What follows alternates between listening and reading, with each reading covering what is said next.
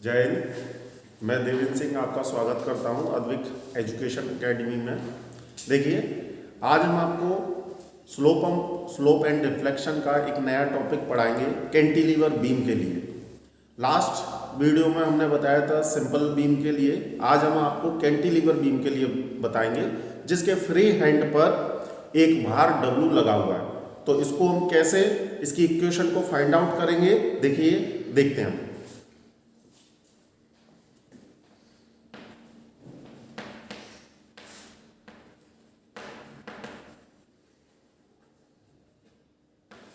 For cantilever, देखिए बच्चों, एक बात और बताना चाहूंगा मैं। कैंटिलीवर बीम को हिंदी में हम परास धरन बोलते हैं, ठीक है। तो देखिए कैंटिलीवर बीम बनाता हूं मैं, किस तरीके से होगी। देखिए, जिसका एक सिरा क्या होगा, फिक्स होगा, और दूसरा सिरा जिस पर आपका भार लगा होगा क्या, W।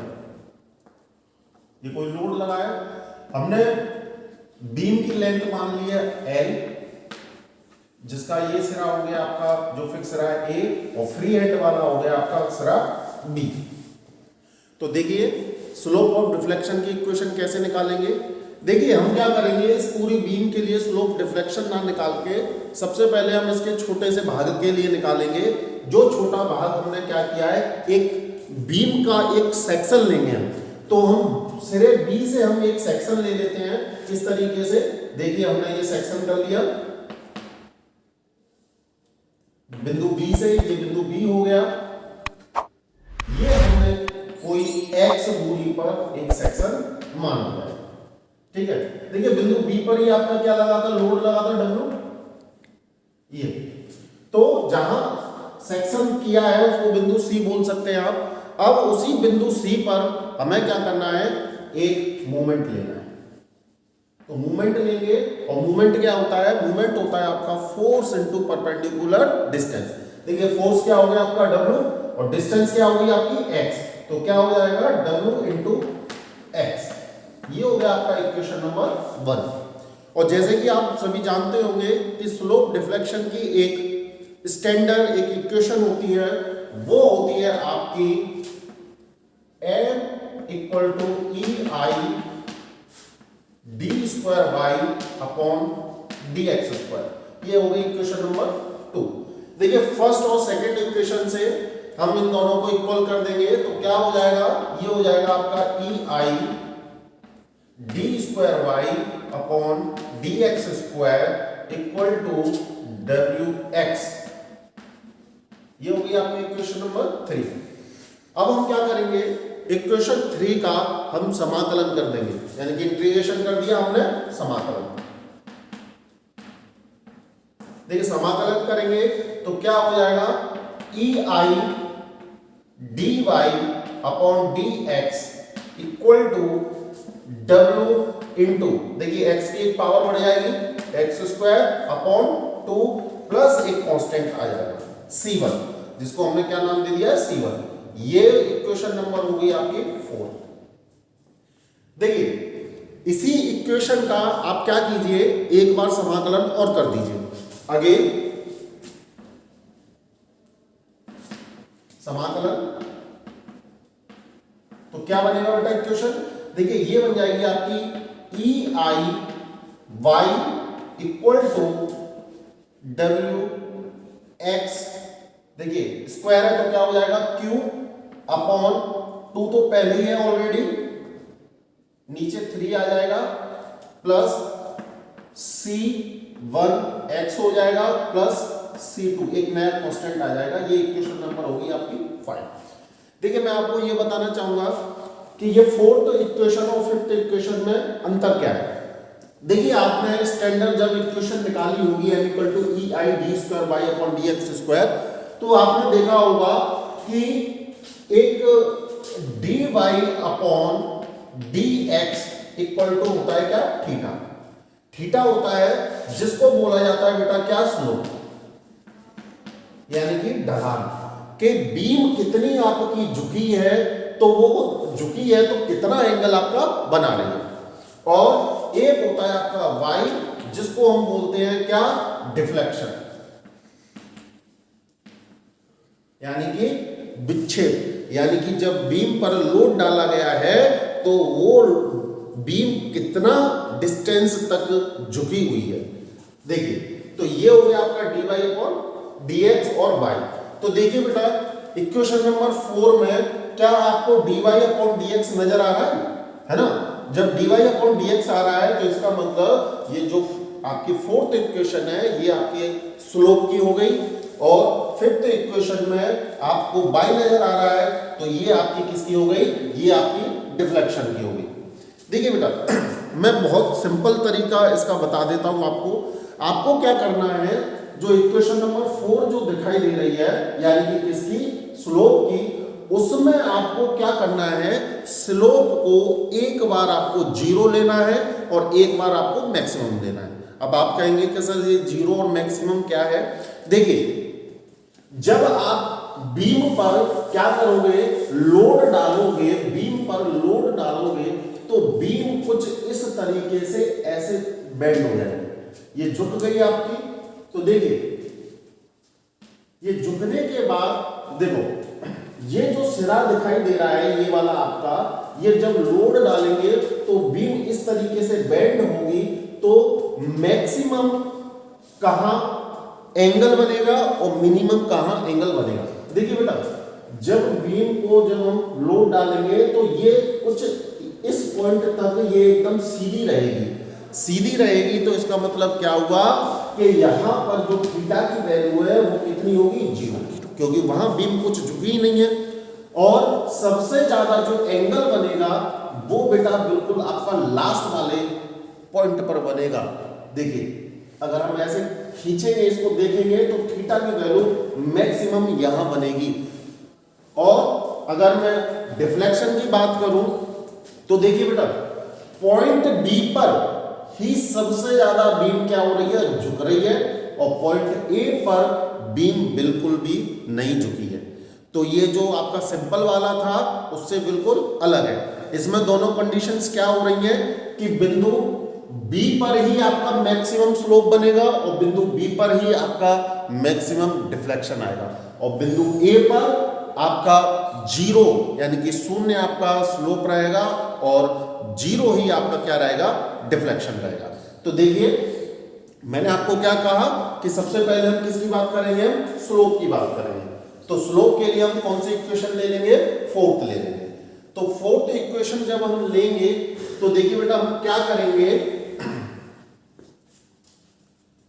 देखिए हम क्या करेंगे, सबसे पहले मैंने आपको बताया कि स्लोप को एक बार आप 0 रखेंगे, तो पहले 0 लेते हैं। तो 0 हमारा स्लोप कहां हो रहा है?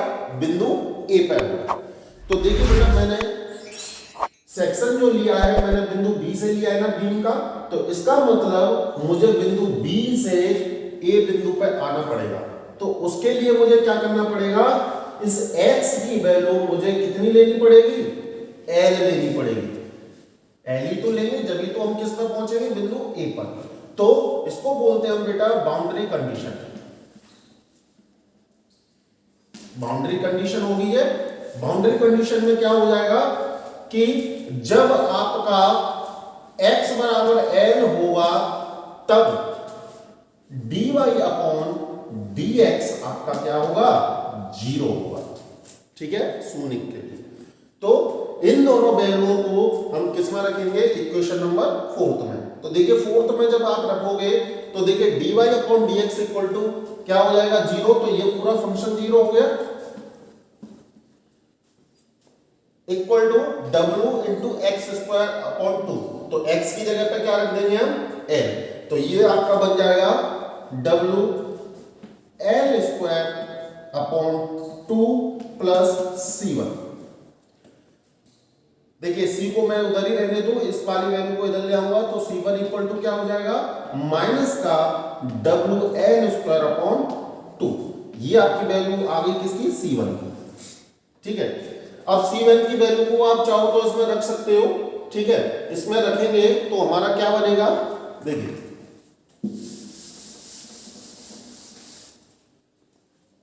तो ये आपका हो जाएगा EI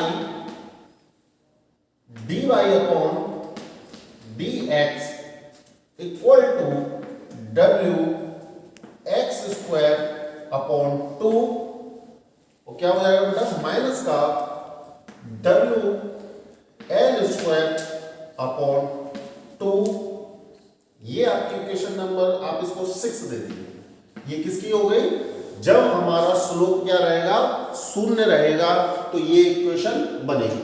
अब देखिए बेटा, मैंने जैसा कि अभी आपको बताया, क्या बताया कि एक बार हमें क्या लेना है, स्लोप को 0 लेना है और अब मैक्सिमम लेंगे।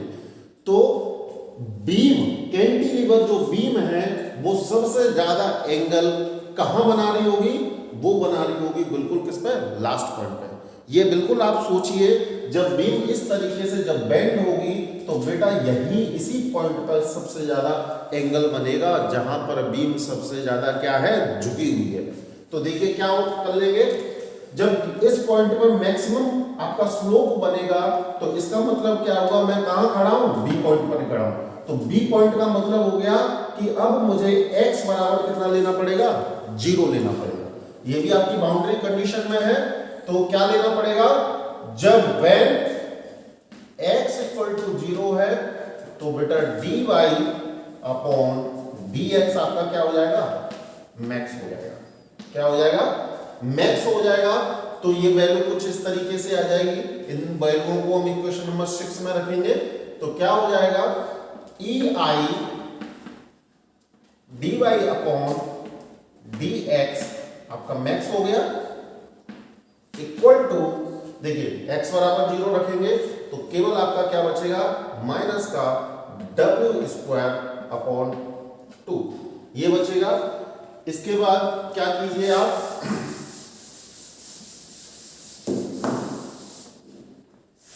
देखिए अब आप dy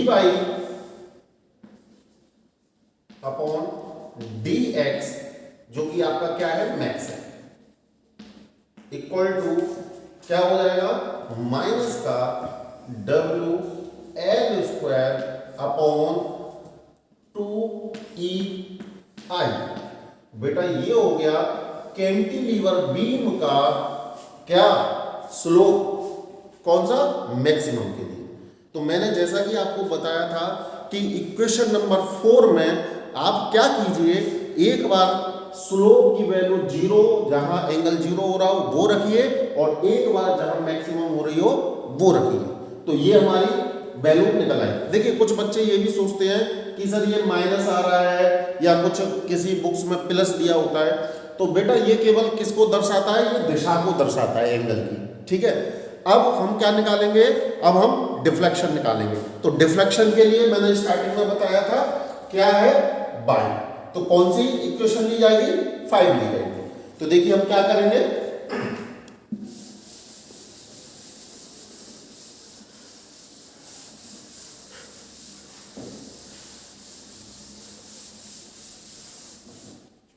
देखिए 5 लेंगे तो देखिए बाउंड्री कंडीशन रहेगी,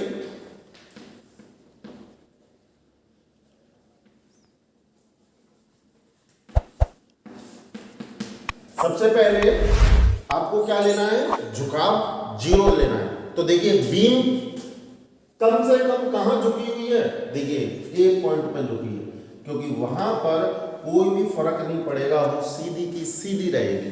तो इसका मतलब मुझे बी पॉइंट से, क्योंकि मैंने सेक्शन कहां से लिया है? बी पॉइंट से लिया है, तो मुझे क्या करना पड़ेगा कि x बराबर कितनी दूरी तय करनी पड़ेगी?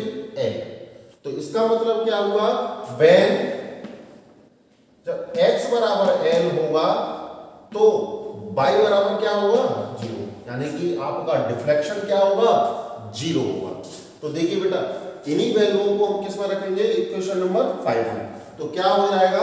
ये हो जाएगा आपका e i, y बराबर क्या हो जाएगा? 0। तो ये पूरा फंक्शन क्या हो गया? 0 हो गया। देखिए equal to w l square l q upon 6 plus C1, x की जगह पे क्या आ जाएगा? L plus C2। देखिए बेटा हमने एक वैल्यू और निकाली थी, क्या निकाली थी? C1 की वैल्यू। C1 की वैल्यू क्या थी? C1 की वैल्यू क्या थी? C1 की वैल्यू थी आपकी माइनस का WL²/2। तो बेटा क्यों ना इस जो इक्वेशन निकाली है इसमें हम आप C1 की वैल्यू रख सकते हैं ना, तो क्या हो जाएगा 0 = WL³/6 माइनस का WL² है उधर और एक L इधर है, तो क्या हो जाएगा Q हो जाएगा अपॉन आ जाएगा 2 प्लस का C2। देखिए अब क्या करेंगे हम, देखिए अब क्या करेंगे हम, एलसीएम ले लीजिए, यहां 6 है यहां 2 है, तो क्या एलसीएम ले सकते हो? 6 ले सकते हो। इक्वल टू 0 तो चल ही रहा है, 6 एक बार जाएगा तो ये बचेगा आपका WL³ ये हो जाएगा बेटा माइनस के 3WL³ प्लस का क्या C2। देखिए अब क्या होगा 3WL³ में से एक चला जाएगा तो 2 बचेगा, जब 2 बचेगा तो ये हो जाएगा 0 = माइनस का 2WL³/6 प्लस क्या C2। तो देखिए 2 से ये चला जाएगा तो ये हो जाएगा आपका 0 = माइनस का WL³ क्या 3 प्लस का क्या C2। तो यहां से C2 की वैल्यू क्या आ जाएगी?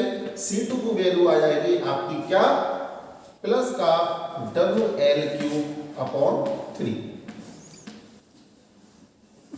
ये वैल्यू आ गई। अब आपने अभी क्या लिया था? डिफ्लेक्शन 0 लिया था। अब डिफ्लेक्शन को आपको क्या करना है?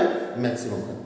देखिए मैंने आपको स्टार्टिंग में ही कहा था कि एक बार आपको स्लोप को 0 लेना है, एक बार मैक्सिमम लेना है। इसी तरीके से एक बार डिफ्लेक्शन को 0 लेना है और एक बार डिफ्लेक्शन को मैक्सिमम। तो देखिए डिफ्लेक्शन को अभी 0 ले चुके थे, अब डिफ्लेक्शन को क्या लेना है? मैक्सिमम। तो देखिए बीम पर जब लोड डला है तो बीम झुकी कहां पर है? सबसे ज्यादा बी पॉइंट पर। बी पॉइंट पर झुकी है, इसका मतलब आपको बी पर ही रहना है। तो बी पर रहने का मतलब क्या हुआ कि आपको x बराबर कितनी दूरी तय करनी पड़ेगी? 0 करनी पड़ेगी। जब 0 तय करोगे तो ये आपका कुछ इस तरीके से बाउंड्री कंडीशन बनेगी आपकी। when x बराबर 0 तो बेटा y क्या हो जाएगा? y आपका क्या हो जाएगा? डिफ्लेक्शन मैक्सिमम हो जाएगा। तो मैक्सिमम हो जाएगा तो बेटा आपकी जो इक्वेशन नंबर 5 थी उसमें आपको ये सारी वैल्यू रखनी पड़ेगी। तो इक्वेशन नंबर 5 कौन सी थी आपकी? देखिए EI y क्या हो जाएगा? आपका मैक्स हो जाएगा इक्वल टू जो आपका निकल के आएगा वो आएगा आपका WX³ जो था वो 6 प्लस क्या था यहां पे आपका C1x प्लस क्या था C2, यही था। अब क्या करेंगे बेटा हम? देखिए इसमें C1 C2 आ रहा है तो ये दोनों वैल्यू जो दिखाई दे रहे हैं इन वैल्यूओं को आप यहां रख दीजिए। तो ये हो जाएगा EI y max equal to, देखो एक चीज और मैं बताना चाहूंगा, आप रखना चाहो तो रख सकते हो, लेकिन वैसे क्या है ये फंक्शन हमारा 0 हो जाएगा। 0 क्यों हो जाएगा? देखिए हमने क्या किया है कि x बराबर हम 0 ले रहे हैं ना, तो देखो इसमें भी फंक्शन में 0 आ रहा है, इसमें भी 0 आ रहा है। तो जब ये दोनों 0 हो जाएंगे तो आपका क्या बचेगा बेटा? केवल आपका जो बचेगा वो C2 बचेगा। जब C2 आपका बचेगा तो C2 की वैल्यू आप पहले ही निकाल चुके हो WL³/3। तो इस वैल्यू को आप यहां रख दीजिए तो ये हो जाएगा आपका y max equal to WL³/3EI। ये आपका आ गया maximum deflection for cantilever beam simple के लिए, जिसके फ्री हैंड पर आपका क्या लगा हुआ है? एक भार लगा हुआ है W। देखिए इसी तरीके से हम सारी बीमों को सॉल्व कर सकते हैं। अगर आपको हमारी वीडियो अच्छी लगी तो आप इसे शेयर कीजिए, कमेंट्स कीजिए और हमारी नई वीडियो देखने देखने के लिए चैनल को सब्सक्राइब कीजिए। जय हिंद।